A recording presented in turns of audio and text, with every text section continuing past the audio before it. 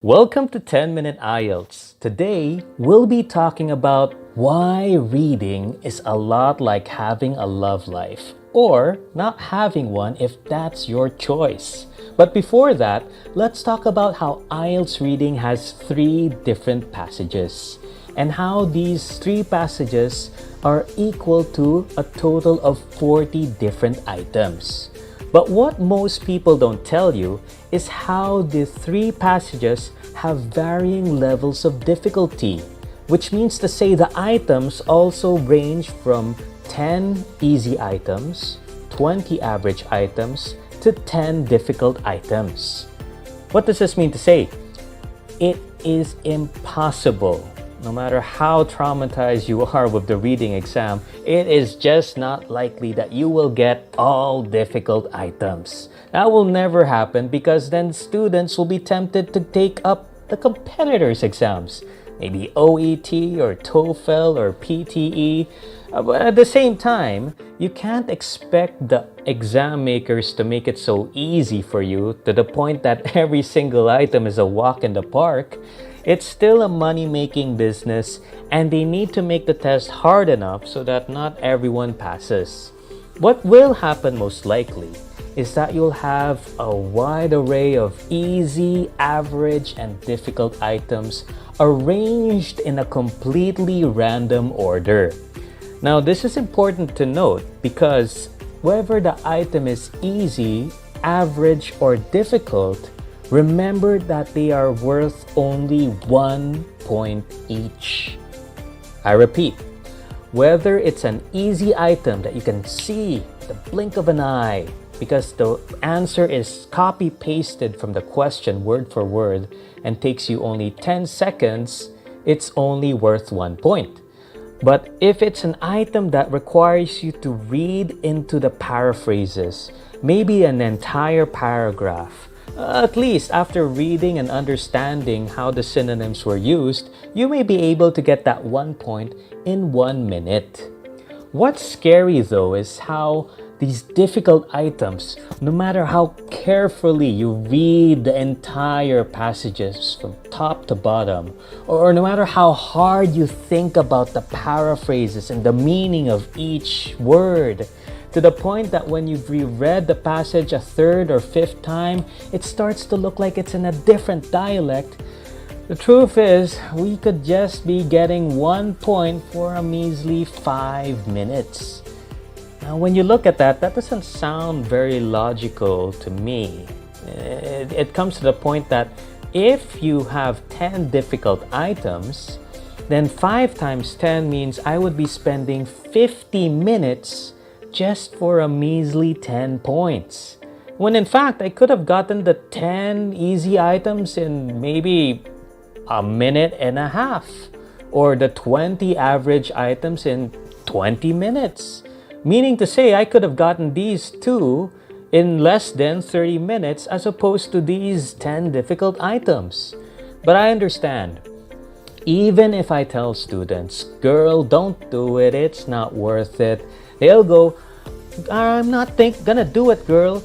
I'm just thinking about it. I'm just thinking about it. I'm just thinking about it. I'm just thinking about it until they've gone crazy from thinking about that same question that they can't get over. And it turns out to be a true, false, not given item where the answer is not given.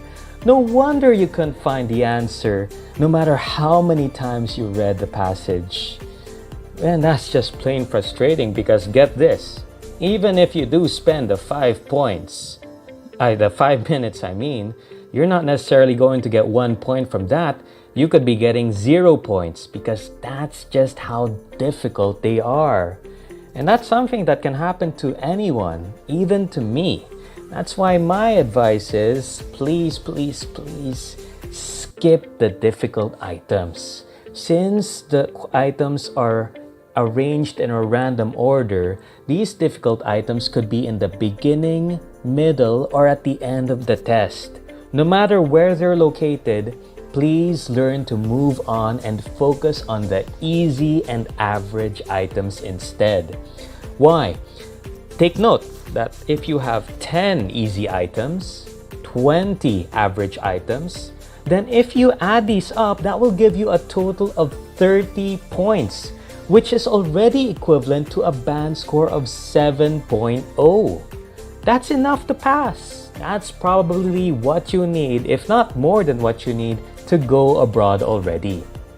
At the same time, I'm not saying we should completely ignore the difficult items and leave them blank. Maybe you could guess them. If it's a true, false, not given item, and you guess true to each and every one of them, maybe you'll get 2 points from them, adding to the 30 you already got, giving you 32 points.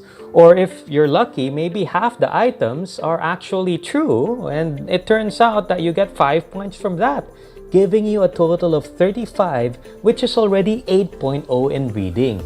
In short, please stop being a perfectionist. I know it's the common tendency to want to get every single item right in the exam, especially when we look at the band score equivalents, focusing on the number of correct answers. But if we look at it from another perspective, this also means that we can get these band scores by committing a certain number of mistakes. We're allowed to get a few wrong items. In fact, if you're after a 7.0, then that means you can make 10 mistakes in total and still go abroad or pass the test. Now, the next question for most students would be, well, that's great, but how do I know whether an item is easy, average, or difficult? Whether it's an item I should be getting a correct answer in, or just guessing and accepting that it might be a mistake? Well, simple. Whether it's easy, average, or difficult, take note that the easy and average ones should take less than 1 minute. If you are spending more than a minute on any single item, whether it's list of headings, yes, no, not given, or multiple choice, please, it's time to move on. It's time to let go of that difficult item that's been giving you a hard time. It's time to forget about that past traumatic item that's just nearly impossible to understand. Sometimes we may recall these difficult items in the middle of a test, but don't go back revisiting them again and again. Stop thinking about them. Stop carrying them like excess baggage that makes life so difficult, that makes it so hard to move on and progress in your life or test. Don't be like this guy. I understand the temptation is so strong when we see a difficult item that we absolutely just want to answer. Sometimes the attraction of these difficult items are so strong that we begin to forget about the easy ones that are just right there in front of us. Remember that these difficult items are designed to make you fail. They're there to stop you from getting to your goal. They exist to hurt you, to make you cry in the exam. Whereas right in front of us, these are the ones who will help us achieve our dreams. They're the ones that will support you, give you confidence, and help you overcome any struggle you may encounter. Don't be this jerk that's just fixated on the wrong ones when the right one is right in front of you. And secondly, please remember, it's okay to make mistakes. No one is perfect, not even me. Even students who may get 9.0 once in a mock exam or in the actual exam, who knows, maybe they'll get 8.5 sometimes, or maybe they make mistakes in other aspects of life. There's no need to be a perfectionist wanting to get every single item correct.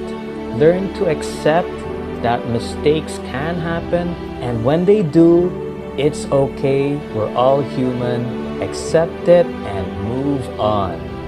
Well, I hope these tips have been helpful. Those are my 10 minutes. Remember to please like, share, and subscribe. And if you're still having trouble moving on from these difficult items, then there's online coaching just for you.